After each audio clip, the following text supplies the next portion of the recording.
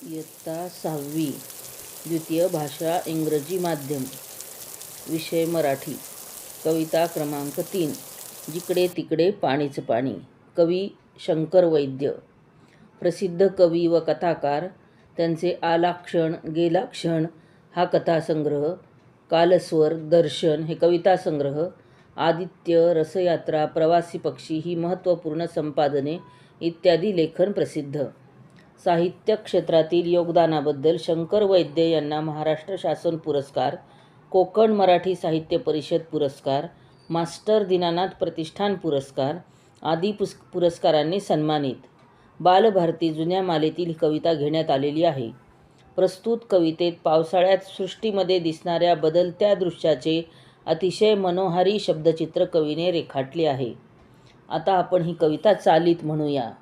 जिकडे तिकडे पाणीच पाणी, खळखळणारे झरे, झुळझुळणारे गवत, पोपटी लवलवणारे तुरे, नवी लगाकी झाडांवरती, सुखात पाने फुले नाहती, पाऊस वारा झेलीत जाती, भिरभिरती पाखरे, जिकडे तिकडे पाणीच पाणी, खळखळणारे झरे, हासत भिजती निळसर डोंगर, उड्या त्यातून घेती निर्झर, कडेक पारी रानो राणे, नाद नाचरा भरे, जिकडे तिकडे पाणीच पाणी, खळखळणारे झरे, मध्येच घेता वारा उसळी, झरी ढगांची तुटे साखळी, हिरव्या रानी ऊन बागडे, हरिणा परी गोजिरे, जिकडे तिकडे पाणीच पाणी, खळखळणारे झरे, जिकडे तिकडे पाणीच पाणी, खळखळणारे झरे.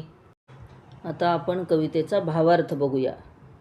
प्रस्तुत कविता ही पावसाळ्यातील सृष्टीमध्ये दिसणाऱ्या बदलत्या दृश्याचे मनोहारी शब्दचित्र वर्णन कवीने रेखाटलेले आहे.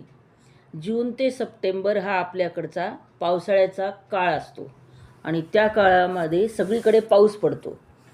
पाऊस पडल्यानंतर जेव्हा मुसळधार पाऊस पडतो, जोराचा पाऊस पडतो, त्यावेळेस सगळीकडे पाणीच पाणी होते आणि पाणीच पाणी झाल्यानंतर डोंगरामधील दृश्य जर आपण बघितलं तर छोटे छोटे झरे त्या ठिकाणी वाहताना दिसतात. पाऊस पडून गेल्यानंतर जे गवत असतं ते छोटं छोटं गवत उगवतं आणि उगवल्यानंतर त्याच्यावरचे जे तुरे दिसतात पोपटी रंगाचे, ते तुरेसुद्धा वाऱ्याच्या वेगाबरोबर हलायला लागतात आणि ते बघायलासुद्धा छान वाटतं. पावसाळ्यामध्ये झाडांना नवीन पालवी फुटते. मग नवीन पालवी फुटल्यानंतर त्या ठिकाणी फुलंसुद्धा छान यायला लागतात आणि वाऱ्याची झुळूक जेव्हा येते तेव्हा हे सुखात पाने फुले आनंदाने डोलायला लागतात. पाऊस वारा झेलत जातात आणि हा पाऊस पडून गेल्यानंतर ऊन पावसाचा जेव्हा खेळ चालू असतो त्यावेळेस पक्षीसुद्धा आनंदाने खूप बागडायला सुरुवात करतात, इकडे तिकडे फिरतात. त्यांना सगळं सृष्टीचं बदलतं रूप पाहून त्यांनासुद्धा खूप आनंद होतो आणि हे सगळं पाहत असताना पाणीच पाणी आपल्याला चौकडे दिसतं, खळखळणारे झरे त्या ठिकाणी दिसतात आणि झरे हे धबधबे जेव्हा आपण बघतो फेसाळलेलं पाणी ते पाहायलासुद्धा आपल्याला खूप छान वाटतं.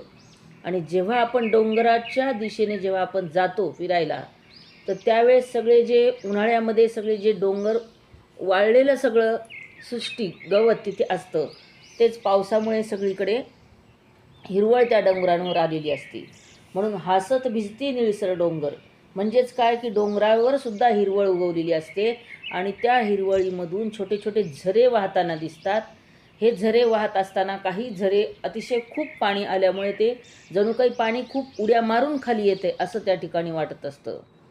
रानामध्ये फिरायला गेल्यानंतर सुद्धा कडेकपारी जेव्हा दोन डोंगरांच्या मधली जी दरी असते तर त्या दरीमध्ये सुद्धा रानं दिसतात. ते रानांमध्ये सुद्धा एक वेगळाच आवाज येतो, पाणी पडण्याचा, वाऱ्याच्या वेगाचा सगळा आवाज त्या ठिकाणी येत असतो.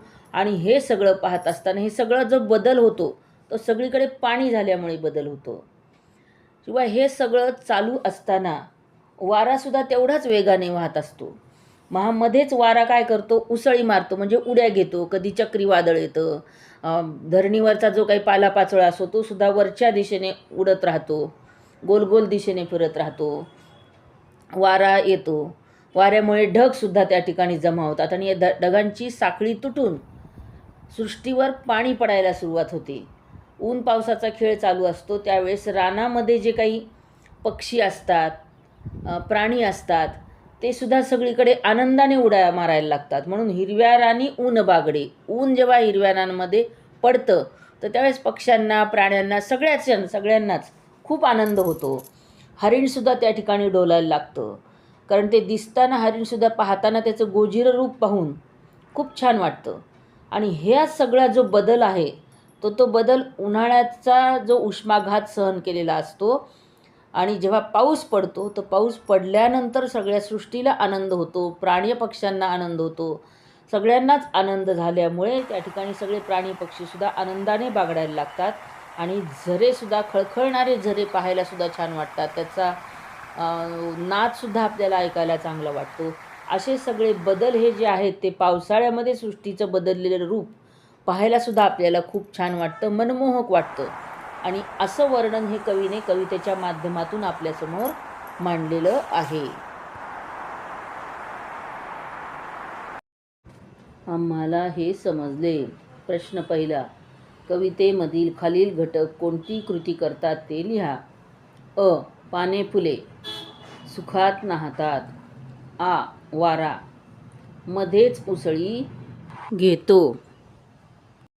प्रश्न दुसरा. चौकटी पूर्ण करा. अ. पाऊस वारा झेलणारी भिरभिरती पाखरे. डोंगरातून उड्या घेणारे झरे. ई. हिरव्या रानी बागडणारे ऊन. ई. हसत भिजणारे निळसर डोंगर. प्रश्न तिसरा. सहसंबंध जोडा. उदाहरणार्थ. खळखळणारे झरे. अ. लवलवणारे तुरे. आ. झुळझुळणारे गवत. ई. भिरभिरणारी पाखरे. प्रश्न चौथा. योग्य जोड्या लावा. अ गट आणि ब गट याचं वाचन आपण आता करूया. अ. ढगांची साखळी. आ. हरिणापरी गोजिरे. ई. नवी लकाकी. ई. निळसर डोंगर. उ. नाद नाचरा. प्रश्न पाचवा. एका वाक्यात उत्तरे लिहा. अ. सुखामध्ये कोण नाहत आहे? सुखामध्ये पाने फुले नाहत आहेत. आ. ऊन कोठे बागडत आहे? ऊन हिरव्या रानात बागडत आहे.